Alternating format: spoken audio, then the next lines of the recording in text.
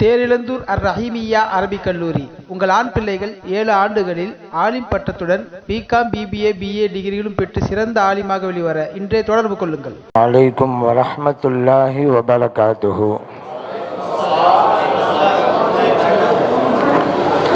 அல்ஹம்துலில்லாஹி ரப்பில் ஆலமீன் வஸ்ஸலாத்து வஸ்ஸலாமு அலா சய்யிதினா முஹம்மதின் வ அலா ஆலிஹி வ ஸஹ்பிஹி அஜ்மஈன்.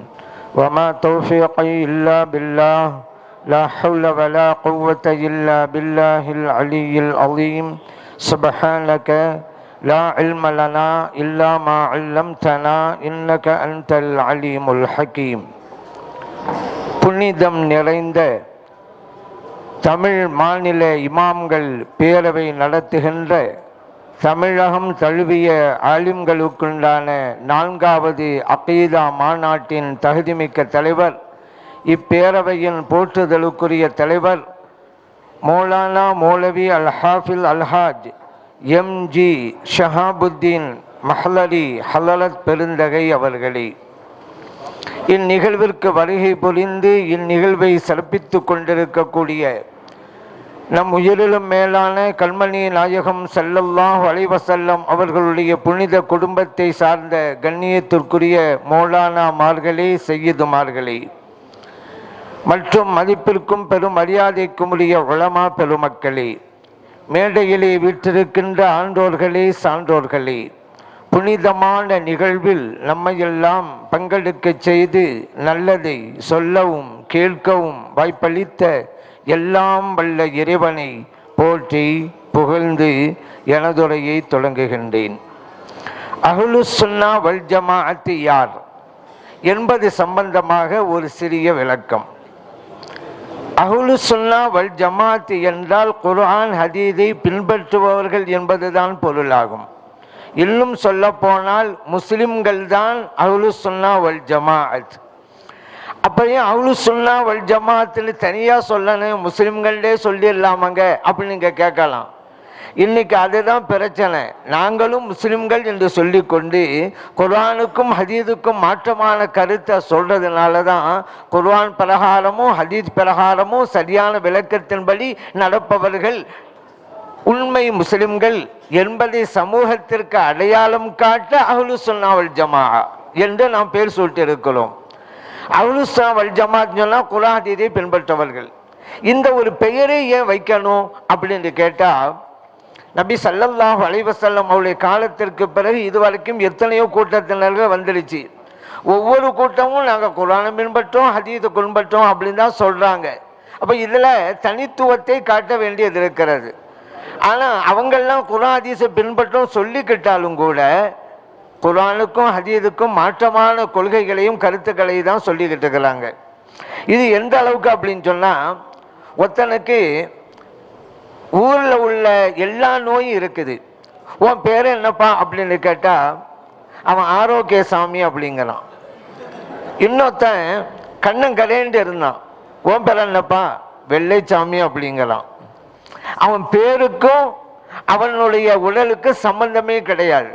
அந்த மாதிரி தான் தன் கொள்கைகளுக்கும் அவர்களுக்கும் இஸ்லாத்துக்கும் சம்பந்தமே இல்லை. அவங்கெல்லாம் நாங்கள்லாம் ஜம்இய்யத் அஹ்லுல் குர்ஆன் வல் ஹதீஸ், அஹ்லுல் குர்ஆன் வல் ஹதீஸ் இப்பெல்லாம் பேர் வச்சுக்கிட்டு இருக்கிறாங்களே தவிர அவங்களுக்கும் அந்த குர்ஆனுக்கும் சம்பந்தம் இல்லை, அவங்களுக்கும் ஹதீஸுக்கும் சம்பந்தம் இல்லை. இது எந்த மாதிரி அப்படின்னு கேட்டால், அஹ்லு தௌஹீத் சொல்லி காமிச்சாங்கல்ல, நாங்கள்லாம் தௌஹீத்வாதிகள். உண்மையிலே அவங்க தங்களுக்கு பேர் வச்சுக்கணும்னு சொன்னால் அஹ்லு ஷிர்க்குன்னு பேர் வச்சிருக்கணும். நாங்கள்லாம் ஷிர்க்குவாதிகள். ஏன்னா இறைவனுக்கு உருவம் கொடுப்பதை விடவும் ஒரு பிரம்மாண்டமான ஷிர்க்கு எதுவுமே கிடையாது. ஆனால் இறைவனுக்கு உருவம் இருக்குன்னு சொல்லிக்கிட்டு நாங்கள் தான் தௌஹீத்வாதின்னு பேர் வச்சுட்டு இருக்கிறாங்க. இப்போ இவர்களிலிருந்து அடையாளம் காட்டுவதற்குத்தான் அஹ்லுஸ் சுன்னா வல் ஜமாஅத். சரி, அடையாளம் காட்டும் முடிவு பண்ணிட்டீங்க, அதுக்கே இந்த பேரை வைக்கணும், வேறு பேரும் வச்சிருக்கலாம் தானே அப்படின்னு நீங்கள் கேட்கலாம். இந்த பேர் வச்சதற்கும் காரணம் இருக்கிறது. ஒரு ஹதீஸின் அடிப்படையில் தான் நபி ஸல்லல்லாஹு அலைஹி வஸல்லம் சொன்னாங்க, சதஃப்தரிகு உம்மத்தி அலா 73, என்னுடைய உம்மத்தினர்கள் 73 பிரிவினர்களாக பிரிவாங்க. குல்லுஹும் ஃபின்னார், எல்லாமே நரகத்துக்கு தான் போவாங்க. இல்லத்தன் வாஹிதா, ஒரே ஒரு கூட்டத்தை தவிர. அந்த ஒரு கூட்டம் எது யார சொல்லலாம்? சஹாபா பெருமக்கள் கேட்டாங்க. கண்மணி நாயகம் ஸல்லல்லாஹு அலைஹி வஸல்லம் சொன்னாங்க, மா அன அலைஹி வஸஹாபி, நானும் எனது தோழர்களும் எந்த வழியில் செல்கிறோமோ அந்த பாதையை தேர்ந்தெடுத்தவர்கள். திருமீதியில பதிவு செய்யப்பட்ட ஹதீஸ். முதலாவது அவங்க சொன்னது மா அன அலைஹி, நான் எந்த பாதையிலே செல்கிறோனோ அந்த பாதை, அதுதான் சுன்னத். சுன்னத்துன்னா என்ன? நபி ஸல்லல்லாஹு அலைஹி வஸல்லம் அவர்கள் சொன்னது, செய்தது, அங்கீகாரம் வழங்கியது. அதுக்கு தான் ஹதீதுன்னு சொல்றோம், சுன்னத்துன்னு சொல்லலாம். மா அன அலைஹி சுன்னத் ஆகி போச்சா. அடுத்து சொன்னாங்க அஸ்ஹாபி, என் தோழர்கள் எந்த பாதையில போறாங்களோ அந்த பாதையை தேர்ந்தெடுத்தவர்கள். அந்த தோழர்கள் என்பதுக்கு தான் ஜமாஅத்து சஹாபா, ஜமாஅத்து. இப்போ ஸல்லல்லாஹு அலைஹி வஸல்லம் அவருடைய ஹதீஸை பின்பற்றுபவர்கள் சஹாபா பெருமக்களையும் பின்பற்றி செல்லக்கூடியவர்கள். இவர்கள் தான் வெற்றுக்குரியவர்கள் என்று கண்மணி நாயகம் ஸல்லல்லாஹு அலைஹி வஸல்லம் அடையாளம் காட்டினாங்க. அந்த வெற்றுக்குரிய கூட்டம் நாங்கள் தான் என்பதற்காகத்தான் அஹ்லு சுன்னா வல் ஜமாஅ என்று நாம் நம்மை அடையாளப்படுத்திக் கொண்டிருக்கிறோம். சரி, நபி ஸல்லல்லாஹு அலைஹி வஸல்லம் அவருடைய ஹதீஸை ஏன் பின்பற்றணும்? அல்லாஹ் குர்ஆன்ல சொல்லிட்டான்ல, யா அய்யுஹல்லதீன ஆமனூ, இறை நம்பிக்கையாளர்களே, அத்தியுல்லாஹ், அல்லாஹ்வுக்கு வழிபட்டு நடங்க, வ அத்தியுர் ரசூல், இறை தூதர் ஸல்லல்லாஹு அலைஹி வஸல்லம் அவர்களுக்கும் வழிபட்டு நடங்க. மேலும் இறைவன் சொன்னால், மா ஆத்தாக்கும் ஒரு ரசூல் ஃபஹதுஹு, ரசூல் ஸல்லல்லாஹு அலைஹி வஸல்லம் அவர்கள் என்ன கொண்டு வந்தாங்களோ எடுத்துக்கலுங்க. வமா நஹாக்கும் அன்ஹு ஃபன்தஹு, எதை தடுத்தாங்களோ அதை விட்டுங்க. அல்லாஹ் சொல்லிட்டான்ல. அதனால ஹதீஸை பின்பற்றுவது கடமை என்று முடிவுக்கு வந்துட்டோம். ஏன் சஹாபா பெருமக்களை பின்பற்றணும் அப்படின்னு கேட்டா, அதையும் குர்ஆன் வலியுறுத்தி சொல்கிறது. வஸ்ஸாபிகூனல் அவ்வலூன் மினல் முஹாஜிரீன வல் அன்சார், முந்தியவர்கள், முதன்மையானவர்கள், அன்சார் தோழர்கள், முஹாஜிர் தோழர்கள், வல்லதீன தபஊஹும் பி இஹ்சானின், அந்த சஹாபா பெருமக்களை பின்பற்றுகின்ற நன்மக்கள், ரலியல்லாஹு அன்ஹும் வரலு அன்ஹு, அல்லாஹ் அவர்களை பொருந்திக் கொண்டான், அவர்களும் அல்லாஹ்வை பொருந்திக் கொண்டார்கள். வஅஅத்த லஹும் ஜன்னாத்தின் தஜ்ரி தஹ்தஹல் அன்ஹார், இப்படிப்பட்ட நன்மக்களுக்கு, சஹாபிகளுக்கு, சஹாபிகளை பின்பற்றுகின்ற நன்மக்களுக்கு அல்லாஹ் சொர்க்கத்தை தயார் செய்து வைத்திருக்கிறான். அந்த சொர்க்கத்துக்குள்ளே ஆறுகள் ஓடிக்கொண்டிருக்கின்றன. ஜன்னாத்தின் தஜ்ரி தஹ்தஹல் அன்ஹார் ஹாலிதீன ஃபீஹா அபதா, அந்த சொர்க்கத்திலே இவர்கள் நிரந்தரமாக இருப்பார்கள், எக்காலமும் இருப்பார்கள். ஸாலிகல் ஃபௌஸுல் அஸீம், அதுதான் மகத்தான வெற்றி. அப்படியானால் சஹாபிகளை பின்பற்றக்கூடியவர்களுக்கு வெற்றி இருக்கிறது என்று சொல்லி முடிக்கிறான் இறைவன் இந்த வசனத்தை. அந்த வகையிலே தான் நாம் அஹ்லு சுன்னா வல் ஜமாஅத் என்று அடையாளப்படுத்தி இருக்கிறோம் என்பதையும் நாம் கவனத்திலே கொள்வோம். ஆனா இன்னைக்கு சில பேர் சொல்லுவாங்க, நாங்க அஹ்லு சுன்னா வல் ஜமாத்து, அஹ்லு சுன்னா வல் ஜமாத்து என்று வெறுமனே வார்த்தையால் சொல்வதல்ல, வாழ்க்கையிலே அதை உண்மைப்படுத்த வேண்டும். நாம் சஹாபிகள் எல்லாம் பின்பற்ற மாட்டோம் நீ முடிவுக்கு வந்துட்டா அப்புறம் எப்படி நீங்க சுன்ன ஜமாத்தா இருக்க முடியும்? ஏன் சுன்ன ஜமாத்துனா சஹாபிகளையும் பின்பற்றணும்ல. நபி ஸல்லல்லாஹு அலைஹி வஸல்லம் சொன்னாங்க, அலைக்கும் பி சுன்னதி, ஏன் சுன்னத்தையும் பற்றி பிடிச்சுக்கிறங்க, வ சுன்னத்தில் ஹுலஃபாயிர் ராஷிதீன் அல் மஹ்தியின், நேர்வழி பெற்ற எனது ஹலீஃபாக்குடைய சுன்னத்தையும் நீங்க பற்றி பிடித்து கொள்ளுங்க அப்படின்னாங்க. அபூ தாவூதிலே, திர்மிதியிலே பதிவு செய்யப்பட்ட ஹதீஸ். நீங்க தான் ஹலீஃபாக்களை பின்பற்ற மாட்டேங்கிறீங்களே, அப்படி எப்படி நீங்க வெற்றிக்குரிய கூட்டமா இருக்க முடியும்? சொன்னா போதுமா? உதாரணத்துக்கு இந்த வஹாபிகளே சொல்றானே, வஹாபிகள் நாங்க இந்த வசனத்துக்குள்ள வருவோம்னு சொல்ல வர முடியாது. ஏன்? அவங்க சஹாபிகளை பின்பற்ற தேவையில்லைங்கிறாங்க. வகையை பின்பற்றுவோம். சஹாபிகள் சொன்னா அது வகையா என்று கேட்கிறார்கள். நம்ம சொல்றோம் சஹாபா பெருமக்களுக்கு வகை வருகிறது என்பதால் அவர்களை பின்பற்ற வேண்டும் என்பதில்லை, வகை சொல்கிறது அவர்களை பின்பற்ற வேண்டும் என்று, ஆகவே பின்பற்ற வேண்டும்ங்கிறோம். ஏன்னா குர்ஆன் சொல்லுதில்ல சஹாபிகளை பின்பற்றுங்க என்று. குர்ஆன்ங்கிறது வகை தானே, வகை சொன்னா கேட்க வேண்டியதுதானே, ஆகவே தான் பின்பற்ற வேண்டும்ங்கிறோம். சரி, இறைவன் என்னென்னலாம் பரிசா தர்றான்? சஹாபா பெருமக்கள் பின்பற்றலாம், அல்லாஹ்வுடைய பொருத்தம் கிடைக்கிறது, சொர்க்கம் கிடைக்கிறது, அதில் நிரந்தரமாக இருப்போம், அதுதான் மகத்தான வெற்றி. இதையும் எவ்வளவு அல்லாஹ் பட்டியல் போட்டு சொல்லுகிறான். இப்ப சஹாபிகளை பின்பற்ற மாட்டோம் யாராவது சொன்னாலும் வச்சுக்கிறங்க, இறைவன் சொன்ன எதுவுமே அவர்களுக்கு கிடைக்காது. அல்லாஹ்வுடைய பொருத்தம் அவர்களுக்கு இல்லை. சஹாபா பெருமக்கள் பின்பற்ற மாட்டோம்னு சொல்லிட்டா அல்லாஹ்வின் பொருத்தம் இல்லை, சொர்க்கம் இல்லை. அந்த சொர்க்கத்து போனாதானே நிரந்தரமா இருக்கிறதா இல்லையாங்கிறது. நிரந்தரமும் இல்லை. மகத்தான வெற்றி நல்லா சொன்னால சஹாபிகளை பின்பற்றுவதற்கு பின்பற்ற மாட்டோம் என்பவர்களுக்கு மகத்தான தோல்விதான் இருக்கிறது. இந்த வசனத்தை நம்ம படித்து பார்த்தா நேர்மறையாக பார்க்கும் பொழுது இப்படி தான் வரும். அதனால சும்மா சொல்வதல்ல, உண்மையிலேயே நெறிமுறைப்படுத்த வேண்டும். இன்னைக்கு சுன்ன ஜமாத்து தான் அதை செஞ்சுட்டு இருக்கிறாங்க. சரி, இந்த வஹாபியால் நான் கேட்குறேன், சொல்றாங்கல்ல நாங்கள் சஹாபிகளை பின்பற்ற தான் செய்கிறேன். எங்கே பின்பற்றாங்க? இப்போ உமர் ரலியல்லாஹு அன்ஹு அவங்களுக்கு பின்பற்றாங்களா? எல்லா வஹாபி இயக்கமே இந்த தலாக்கு பிரச்சனையில் முஸ்லிமில் வரல ஹதீஸ் இப்னு அப்பாஸ் எல்லாம் அறிவிக்கிறாங்க. நபி ஸல்லல்லாஹு அலைஹி வஸல்லம் அவருடைய காலத்தில் 3 தலாக்கு ஒன்றாக இருந்தது. உமர் ரலியல்லாஹு அன்ஹு காலத்தில் தான் 3ம் 3ஆக கருதப்பட்டதுன்னு இருக்கு. அதுக்கு விளக்கம் வேற, அது ஒரு விஷயம். அதே புகாரியிலே 3 தலாக்கு சொன்னா அது 3 தான் என்பதற்கான ஹதீதுகளும் நிறைய இருக்குது புகாரில, அதுவே ஒரு விஷயம். இப்ப நான் கேட்கிறேன், நீங்க வஹாபிகளே நீங்க சொல்றீங்கல்ல 3 தடவை சொன்னா அது 3 தான், இது உமர் ரலியல்லாஹு அன்ஹு கொண்டு வந்ததுதான் அப்படின்னு. அப்ப அல்லாஹ் சொல்லிட்டான்ல சஹாபிகளை பின்பற்றுங்க, பின்பற்ற வேண்டியதானே? நீங்க சஹாபிகளை பின்பற்றணும்னு சொல்றதுங்கிறது வெறும் வார்த்தைகள் தான், வாழ்க்கையில் இல்லை. உமர் ரலியல்லாஹு அன்ஹு செஞ்சா அது மார்க்கமா? அதெல்லாம் ஏற்றுக்கொள்ள மாட்டோம். இப்னு தைமியாவோட கொள்கையில் ஏற்றுக்கொண்டீங்க. 3 தலாக்கு ஒரே டக்டர் சொன்னா அது ஒன்று தான். இது இப்னு தைமியாவின் கொள்கை. உங்களுடைய கூற்று பிரகாரம் உமர் ரலியல்லாஹு அன்ஹு அவங்க தான் சொன்னாங்கன்றாலும் எடுக்கத்தானே வேணும். இந்த வசனத்தின் பிரகாரம் அவங்களை பின்பற்றும் அல்லாஹ் குர்ஆன் சொல்லிட்டான்ல. தராவீஹ் 20 அது உமர் ரலியல்லாஹு அன்ஹு செய்ய மாட்டோங்கிறீங்க. அப்ப நீங்க எங்க சஹாபிகளை பின்பற்றீங்க? நீங்க உங்களுக்கு எப்படி சொர்க்கம் கிடைக்கும்? உங்களுக்கு எப்படி வெற்றி கிடைக்கும்? அதே போல இந்த ஜும்மாவுக்கு 2 பாங்கு இருக்கிறது அல்லவா, அது கூட ஆனால் அந்த சவுதியில் இருக்கக்கூடிய வஹாபில் ஒப்புக்கொண்டாங்க. மக்காவில் மதீனாவில் எல்லாம் 2 பாங்கு தான் சொல்லப்படுகிறது. உஸ்மான் ரலியல்லாஹு அன்ஹு தான் ஒரு பாங்கு அதிகப்படுத்தினாங்க. ஆரம்பமாக சொல்லப்படுகின்ற பாங்கு 12 மணிக்கு ஒரு பாங்கு சொல்றாங்கல்ல, இதுதான் உஸ்மான் ரலியல்லாஹு அன்ஹு அதிகப்படுத்தினது. ஹத்தீபி மெம்பர் படியில் 7 நின்றதுக்கு பிறகு உள்பள்ளி வாசல் முஅத்தின் சாஹிப் சொல்றாங்கல்ல, இதுதான் நபி ஸல்லல்லாஹு அலைஹி வஸல்லம் காலத்தில் இருந்தது. அபூபக்கர் சித்திக் ரலியல்லாஹு அன்ஹு காலத்தில் இருந்தது. உமர் ரலியல்லாஹு அன்ஹு காலத்தில் இருந்தது. முன்பாக 12 மணிக்கு, நம்ம சொல்றது 12 மணின்னு சொல்லிட்டு இருக்கேன், அதாவது முன்னால் சொல்லப்படக்கூடிய பாங்கு தான் உஸ்மான் ரலியல்லாஹு அன்ஹு அவர்களால் அதிகப்படுத்தப்பட்டது. புகாரில் இருக்குது. ஆனா இந்த தமிழகத்தில் கூடிய வஹாபிகளே இதை நீங்க பிதாத்துன்னு சொல்லிக்கிட்டு இருக்கிறீங்க. நான் ஒரு பாங்கு தானே சொல்லுவோங்கிறீங்க. அப்போ அப்படியானா உஸ்மான் ரலியல்லாஹு அன்ஹு பிதத்து வாதின்னு சொல்ல வந்துட்டீங்க. அப்போ எல்லா பிதத்தும் வழிகாட்டுன்னு சொன்னால் உஸ்மான் ரலியல்லாஹு அன்ஹு வழிகாட்டு எழுக்கான்னு சொல்ல வரலீங்க. எல்லா வழிகாட்டும் நரகத்திற்கு அழைத்து செல்லும் என்று நீங்கள் சொல்லிட்டீங்களா? அப்போ உஸ்மான் ரலியல்லாஹு அன்ஹு நரகத்து போங்கன்னு சொல்றீங்களா? அப்போ அதனால உங்களுடைய கொள்கை சரியில்லை, வசனத்திற்கு எதிராகத்தான் இருக்கிறது. அப்போ இறைவன் சொன்னான்ல சஹாபிகளை பின்பற்றினா என்னென்ன கிடைக்கும் என்று, அதில் எதுவும் உங்களுக்கு இல்லை. அல்லாஹ்வின் பொருத்தம் இல்லை, சொர்க்கம் இல்லை, வெற்றியும் இல்லை அப்படிங்கிறத நம்ம புரிஞ்சுக்கலாம். சரிங்க, இப்போ சுன்னத் ஜமாத்துக்கு மாற்றமான கொள்கைகள் வரும் பொழுது தமிழகத்தில் பல்வேறு இயக்கங்களும் அமைப்புகளும் இருக்குதுங்க. என்ன முடியாதுங்கிற அளவுக்கு தான்.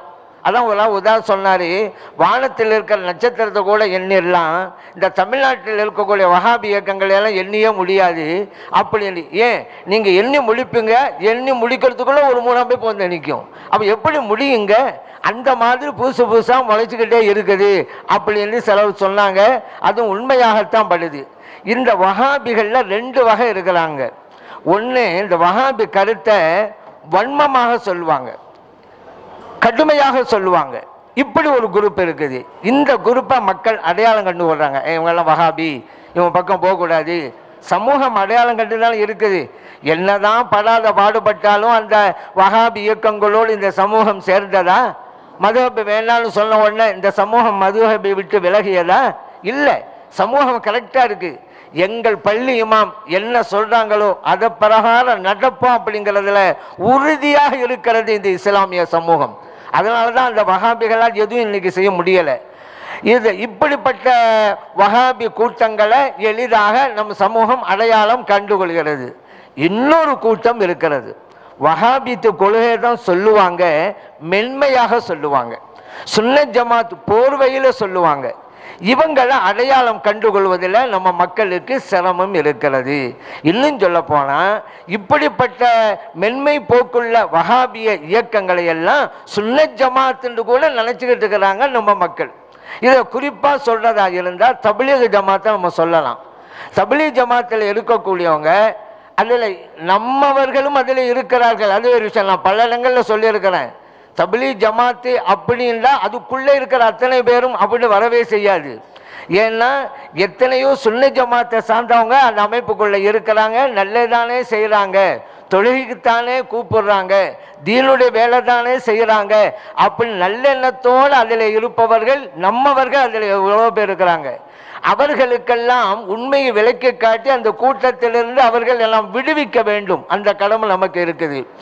ஆனால் அதே தப்லீக் ஜமாத்தில் மீலாது கூடாது, மௌலிது கூடாது, உலுசு கூடாது, ஈசால சவாப ஹத்தம் பாத்தியா கூடாது என்று சொல்பவர்களும் இருக்கிறார்கள். இவர்கள் வஹாபிகள். அதனால தப்லீக் ஜமாத்தில் 2 பேருமே இருக்கிறாங்க. இதை மக்களுக்கு அடையாளம் காட்டணும். ஏன் இதை பொதுமக்கள் புரியாம இருக்கிறாங்க?